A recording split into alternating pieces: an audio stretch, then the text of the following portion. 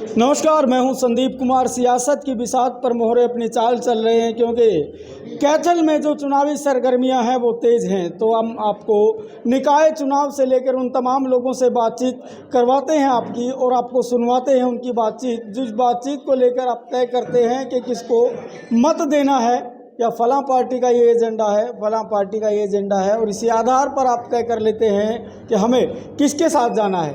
तो वार्ड 12 में है और हम बातचीत कर रहे हैं राजवीर सिंह, आम आदमी पार्टी के कार्यकर्ता हैं, इनसे बातचीत करें। मेरे इधर वाली साइड में युवा नेता प्रदीप रसूलपुर जी हैं, इनसे भी वार्तालाप करेंगे और पार्टी के एजेंडों के बारे में बातचीत करेंगे और बातचीत करेंगे जनता से जुड़े हुए मुद्दों को लेकर और पार्टी किन मुद्दों पर चुनाव लड़ रही है। तो सर, कौन से वार्ड से चुनाव लड़ रहे हैं आप? सबसे पहले आपके कैथल ब्रेकिंग टीवी को और सारे इसके दर्शकों को मेरी नमस्कार, राम राम।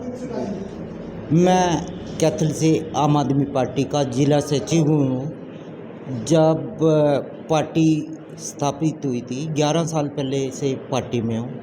निस्वार्थ भाव से मैं आम आदमी पार्टी में हूँ।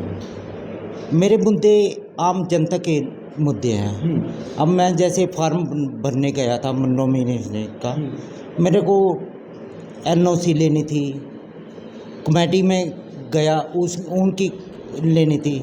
कभी मेरे को 4 नंबर कमरे में, कभी 20 नंबर कमरे में, फिर 1 नंबर कमरे में, ऐसे घुमाया गया। अच्छा, मेरा 3 दिन कमेटी में खड़ा हुआ। आम जनता जो वार्ड की है या शहर के हैं, उनको ये समस्या आगे से ना आए। अच्छा, और एक ही टेबल पे उन अधिकारियों को बिठाया जाए ताकि एक ही टेबल पे उनके सबके काम हो। एक फाइल उसके पास, एक उसके पास, एक उसके पास।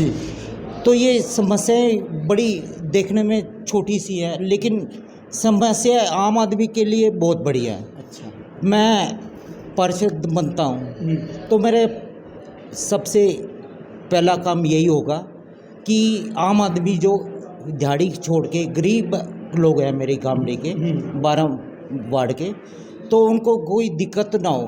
कभी MC नहीं मिलता, अब कभी सेक्रेटरी नहीं मिलता, कोई अधिकारी टाइम पे होता ही नहीं। मेरी प्रायोरिटी रहेगी कि आम आदमी का जो काम है वो एक तुरंत हो। अब अगर मैं MC बनता हूँ, अगर कोई भी वार्ड का कोई फ़ोन भी करेगा, आधी रात को करे, मैं उसकी मोहर अपनी जेब में रखूँगा, उसके घर जाके मोहर लगाऊँगा। उनको दिक्कत ना हो, मैं 24 घंटे इस वार्ड के लिए काम करूँगा। तो आपके वार्ड की जनता को और कैथल के लोगों को क्या अपील करेंगे इस चुनाव के लिए?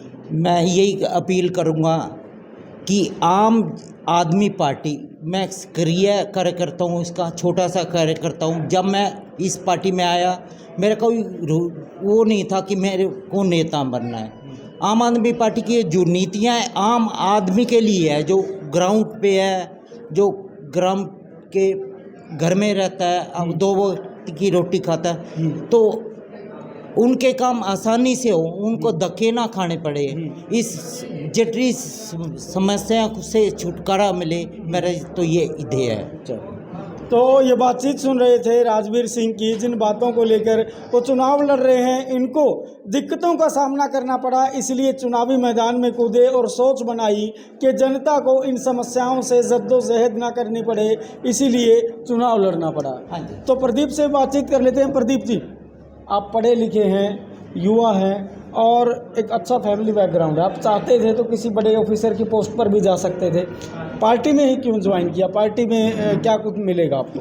सबसे पहले तो हम अरविंद केजरीवाल जी की नीतियों से प्रभावित हैं। तो हम जहां जाते हैं कि हमें कुछ उनको इतना ज़्यादा समझाना नहीं पड़ता, क्योंकि टीवी के माध्यम से वो इतना कुछ देखते हैं कि उनकी जो शिक्षा नीति है, उनकी जो स्वास्थ्य नीति है, तो हम इन नीतियों के बेस पे उनको बोलते हैं कि देखो अरविंद केजरीवाल जी की जो नीति है, उन नीतियों को देख के आप हमें वोट दें। लेकिन बीजेपी वाले जब जाते हैं तो वो किस मुद्दे पे वोट मांगते हैं? उनके पास कोई मुद्दा ही नहीं है। लोग उन्हें दुत्कारते हैं, उन्हें कहते हैं यहाँ से चले जाओ, हमारा 4 साल में 3 साल में हमारा क्या काम होगा।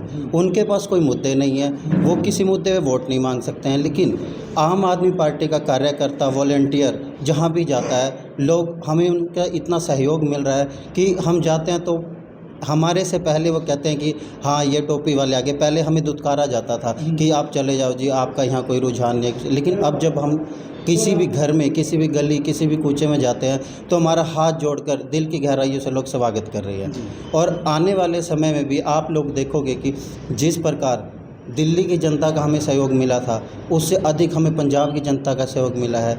और आने वाले समय में आप कुछ देखोगे, जब आगे के इलेक्शन होंगे, फ़िलहाल तो नगर निकाय में आपको पता लग जाएगा कि हमारी स्थिति क्या है, लेकिन जब 2 साल बाद सरकार आम आदमी पार्टी की हरियाणा में पूरी मेजॉरिटी से आएगी, तब लोगों को पता चलेगा कि आम आदमी की वैल्यू क्या है। अरविंद केजरीवाल युवाओं को कितना मौका देते हैं राजनीति में?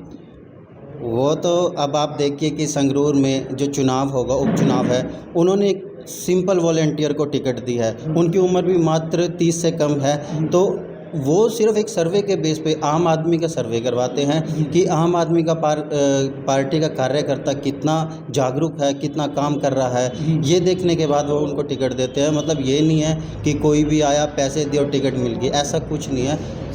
कार्यकर्ता के काम के बलबूते पर उन्हें टिकट मिला जी। कोई गरीब व्यक्ति हो उसको भी मिल सकती है? आपने देखा है कि चन्नी को किसने हराया? उनकी माता जी एक सरकारी हॉस्पिटल में सफाई का काम ही करती थी। एक मोबाइल वाले ने मुख्यमंत्री को हराया है वहाँ के। तो ये हमें कहने की ज़रूरत नहीं है, ये लोगों को खुद पता है। लोग देखते हैं कि क्या हो रहा है, क्या नहीं हो रहा है। तो कैथल में किस तरह का रुझान चल रहा है आपके प्रति लोगों का?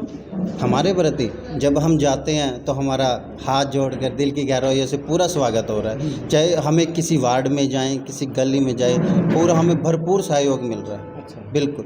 तो जिस तरह केजरीवाल साहब पंजाब में गए थे, उन्होंने एक भविष्यवाणी कर दी थी भाई भगवंत मान इतने वोटों से जीत रहे हैं, चन्नी इतने वोटों से हार रहे हैं। आप लोग भी कोई सटीक आंकलन लगा पाए हैं कि कैथल में आप कितने वोटों से जीत पाएंगे? मेरा अनुमान तो 10,000 प्लस का रहेगा। अच्छा। तो कैथल के और लोगों को क्या अपील करेंगे? क्योंकि जीत तो आपने निश्चित कर ही दी, उन लोगों को क्या अपील करेंगे जो वोटर हैं? वोटर से तो यही अपील रहेगी कि हमारी नीतियों को देख के, अरविंद केजरीवाल जी की नीतियों को देख के वोट दे। हम ये नहीं कहते कि एक इंसान को देख के, उनकी शिक्षा प्रणाली, उनकी स्वास्थ्य प्रणाली और उनकी जो बहुत सी ऐसी नीतियाँ हैं जिनको, उनको नीतियों को देख के वोट मांगते हैं। हम अपील करते हैं जनता से कि उनकी जो नीतियाँ उनको देख के वोट दी जाए। तो प्रदीप रसूलपुर से हम बातचीत कर रहे थे और इनका दावा है इनके कैंडिडेट 10,000 वोटों से जीत रहे हैं। और इस बात को आप किस तरह देखते हैं, हमें कमेंट के माध्यम से ज़रूर बताइएगा। और ज़रूर बताइएगा कि आम आदमी पार्टी यानी कि जो झाड़ू के निशान वाली जो पार्टी है, हरियाणा में बेशक नहीं है, पंजाब में सरकार बना चुकी है, दिल्ली में सरकार चल रही है और थोड़े ही दिनों बाद शायद दिल्ली से कुछ मंत्री भी यहाँ प्रचार करते हुए नज़र आएंगे कैथल में आपको। तो आप हमें कमेंट के माध्यम से ज़रूर बताइएगा कि आपकी सोच क्या है, क्योंकि 19 तारीख से पहले हमें अगर आप ये बताएंगे कि आपकी सोच क्या है तो शायद ये नेताजी भी समझ जाएंगे कि जनता का क्या मूड है। तो तमाम जानकारी के लिए जुड़े रहिए मेरे साथ। मैं हूँ संदीप कुमार।